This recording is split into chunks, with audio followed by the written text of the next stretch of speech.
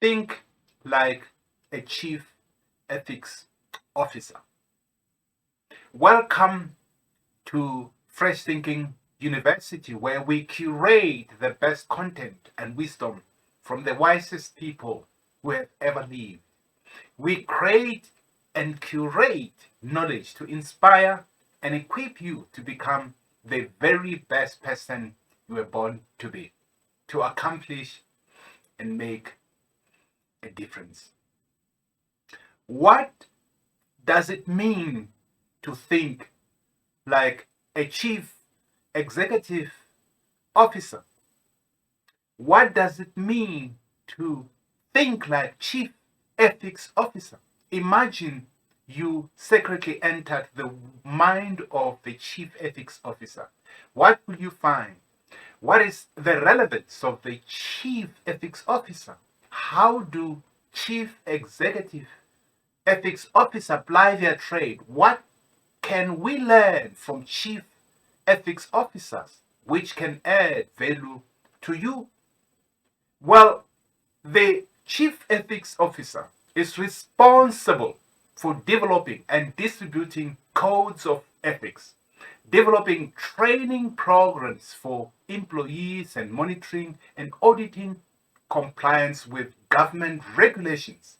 In addition, the chief ethics officer may also administer punishments for violations of ethical codes of conduct.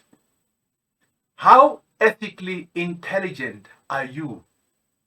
Whatever choices you have made, you probably believe that yours were the best ones. Otherwise, why will you have made them?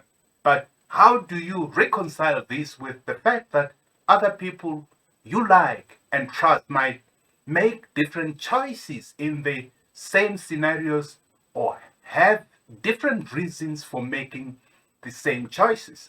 They are good people, but each one believes that their choices and reasons are the best ones, even though they may be different from yours. In his book, Ethical Decisions, Bruce Weinstein, an American author on ethics, character, and leadership, provides 5 ethical principles which form ethical intelligence. The following are the 5 ethical principles which are at the core of ethical intelligence. Number 1, do no harm. Principle number 2, make things better. Number 3, respect others. Principle 4, be fair. Principle number 5, be loving. There are several things worth noting about these principles.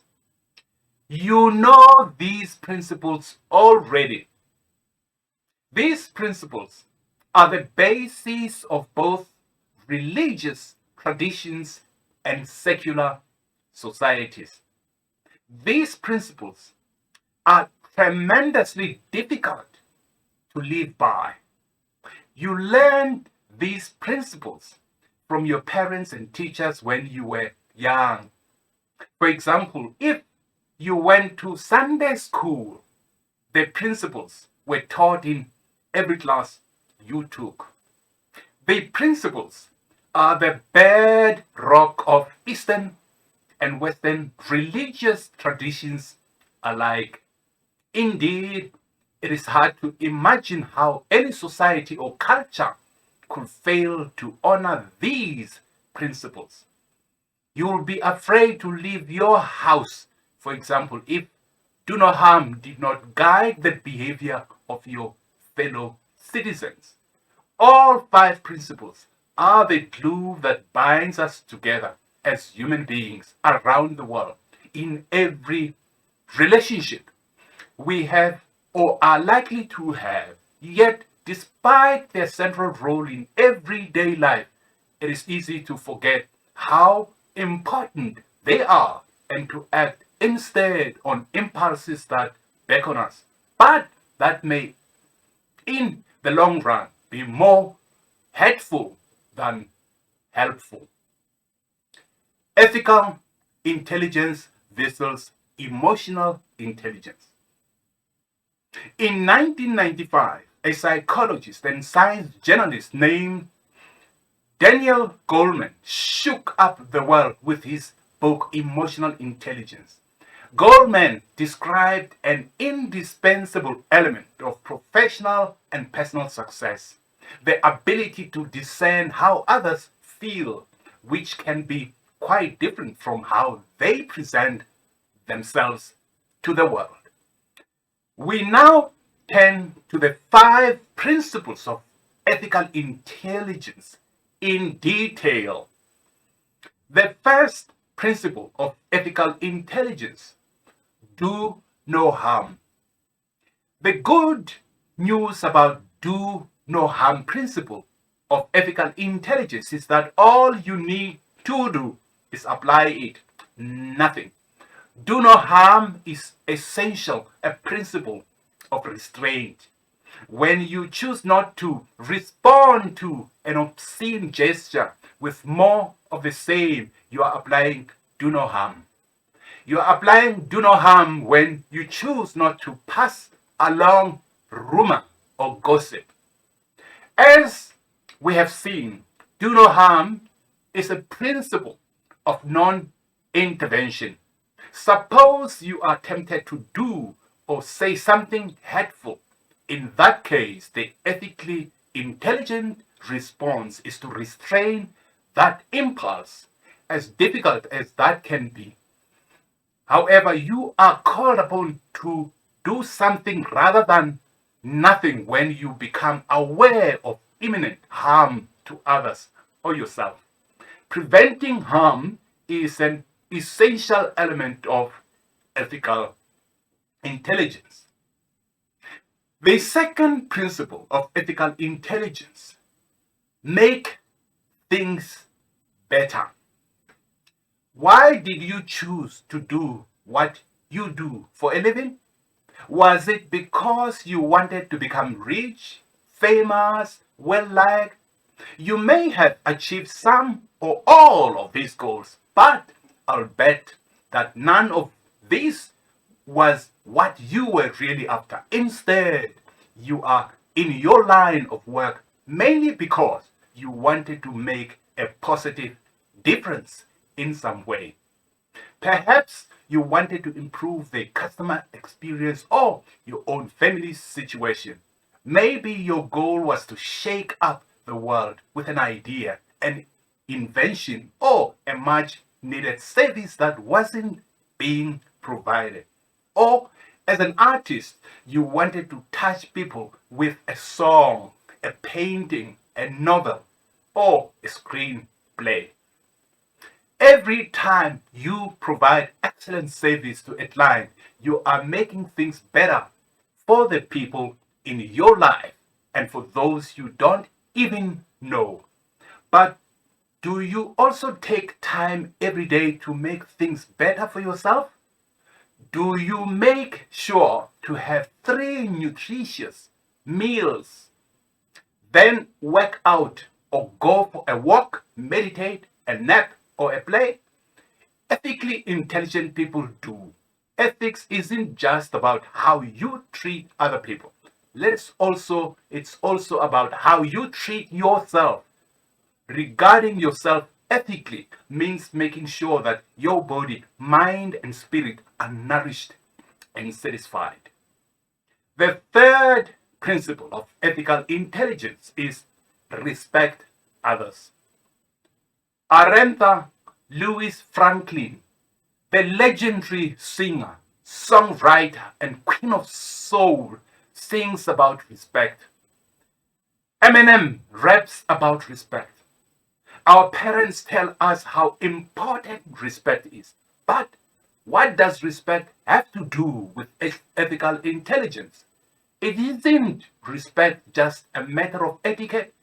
Not entirely. It is true that when a dinner guest arrives empty-handed, stays too long, and leaves your bathroom a mess, that person has disrespected you through their poor manners.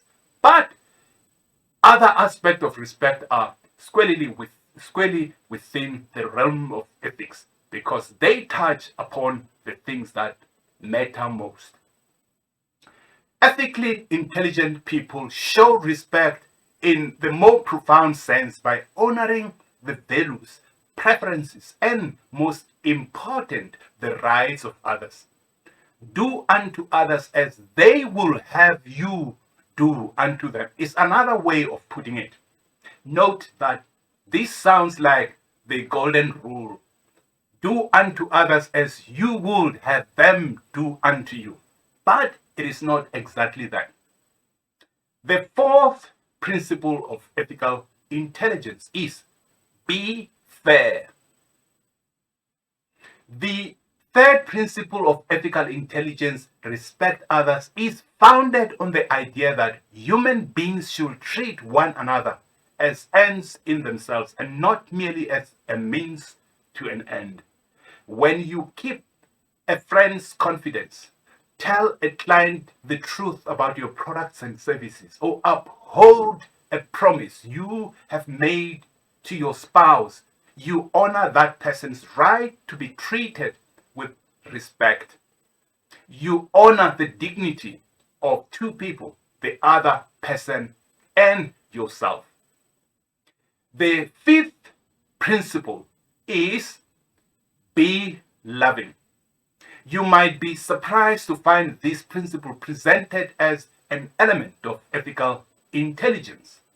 Discussions about ethics usually center around issues raised by the first four principles.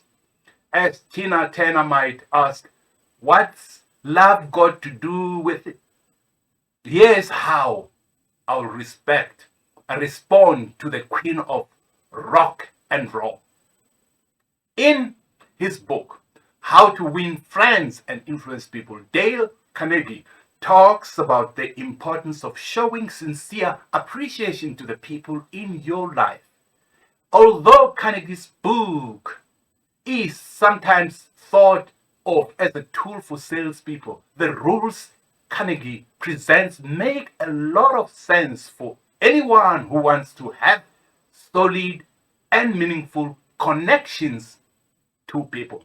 Consider Carnegie's suggestion to give honest and sincere appreciation.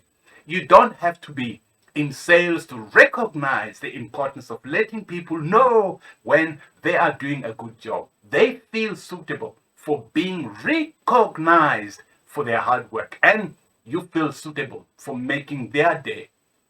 Employees who feel appreciated usually do better work and stick around longer than those who don't. Are all the principles of ethical intelligence necessary or optional? What do you think? Having a cogent intelligence ethics allows a society to distinguish itself from its competitors within the global moral landscape in terms of legitimacy to protect and use power. Philosophers use the technical terms obligatory and supplies supererogatory to refer to two different kinds of actions, required and those above and beyond the call of duty. The 5 principles of ethical intelligence are, to summarize, do no harm, make things better, respect others, be fair, and be loving. Tell us what we ought to do. But are these calls to action obligatory or something nice to practice but not required? Well, keeping private things private, telling the truth, and honoring the promises we make, all of which are elements of the third principles of ethical intelligence, respect others, are also not above and beyond the call of duty. The ethical principles are the foundation of our relationships. And when we put the fourth principle, be fair, into practice by disciplining someone appropriately, we can't expect a pat on the back for doing so. This is simply what an ethically intelligent person does. It is when we get to the fifth principle of ethical intelligence, be loving, that it may not make sense to speak of obligations or requirements. Can you rightly be faulted for not being compassionate towards someone yelling into their cell phone in front of you? It might be good for both you and them to find a way to be loving towards these obnoxious individuals, but expecting you to be compassionate towards them is asking too much. The fifth principle can't be set aside without good reason for the people. So forest and forget about what is not important. For the encounters you have with the rest of the world, only the first four principles of ethical intelligence are essential. Choosing not to do caring or compassionate things may not amount to an ethical violation. Still, it is not consistent with ethical intelligence either. The ethically intelligent person goes above and beyond the call of duty when possible, even though, strictly speaking, they aren't ethically required to do so. To be an ethically intelligent person is to strive to be the best human being. There are many benefits to living this way. Still, it is also worth remembering that the main reason to live an ethically intelligent life is that it is the right thing to do. Are there sharp distinctions about the principles we discussed? Well, to say that there are five principles is to imply that each member of the group is unique and distinct from the others. But there is some inevitable overlap among the five principles. For example, when you write a note to a friend who has lost a family member, your compassionate act will probably make things a little bit better for your friend. It thus honors both the second and the fifth principle of ethical intelligence.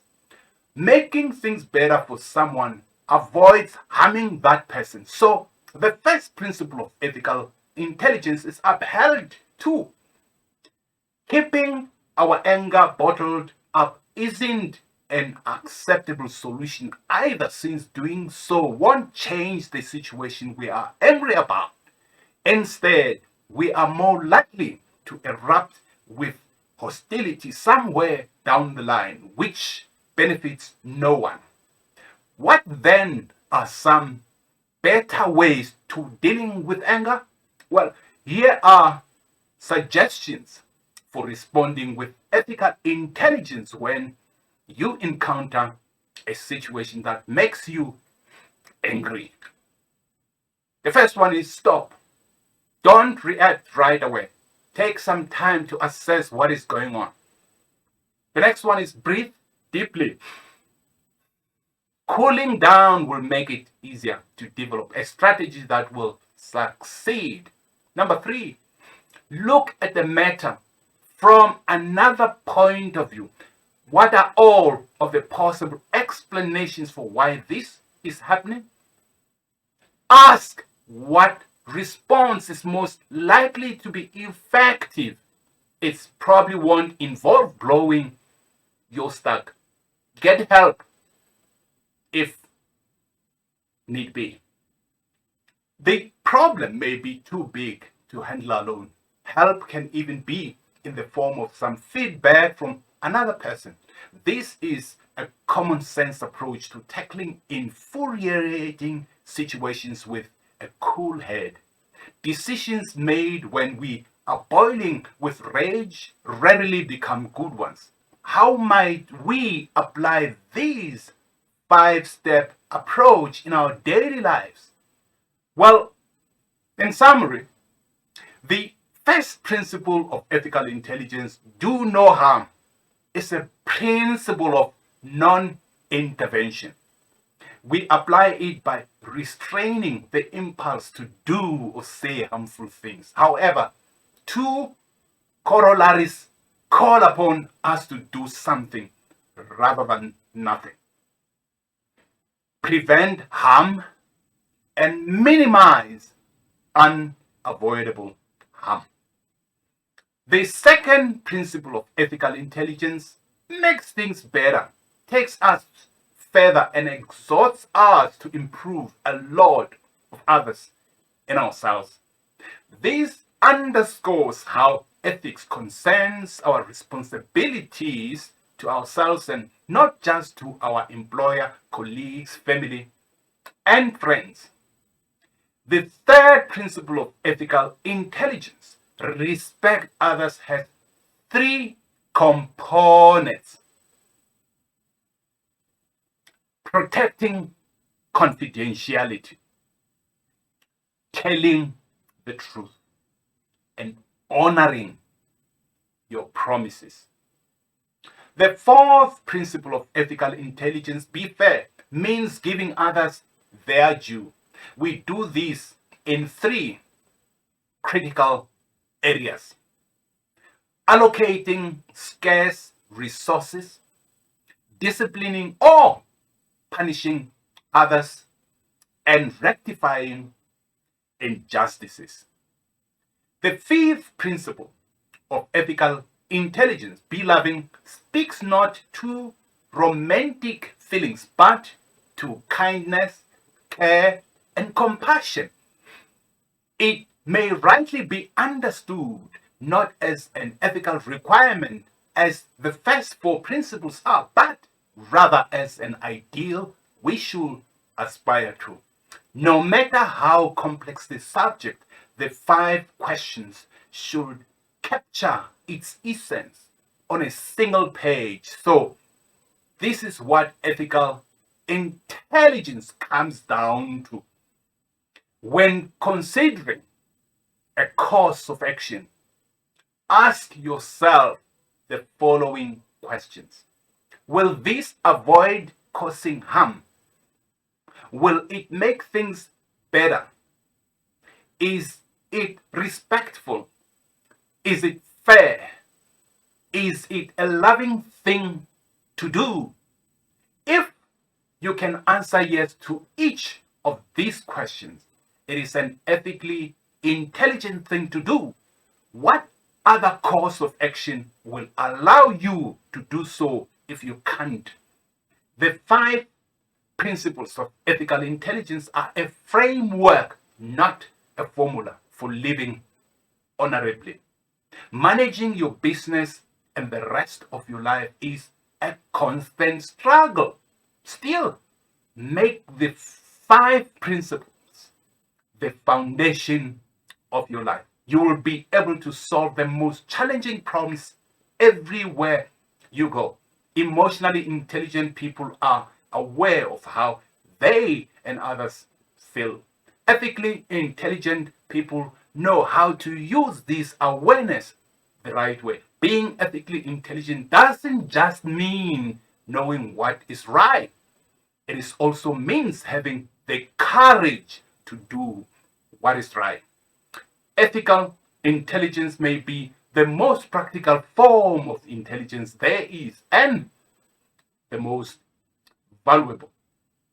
If you want to think like a chief ethics officer and harness the power of ethical intelligence, we recommend the following books. The first one is Ethics, The Fundamentals by Julia Driver, published in 2006. Julia Driver's Ethics, The Fundamentals is a perfect starting place for anyone curious about ethics and morality. And it's highly readable, written in a thoughtful way. Driver introduces several critical ethical systems, including virtue ethics, Kantian ethics, divine command theory, and feminist ethics.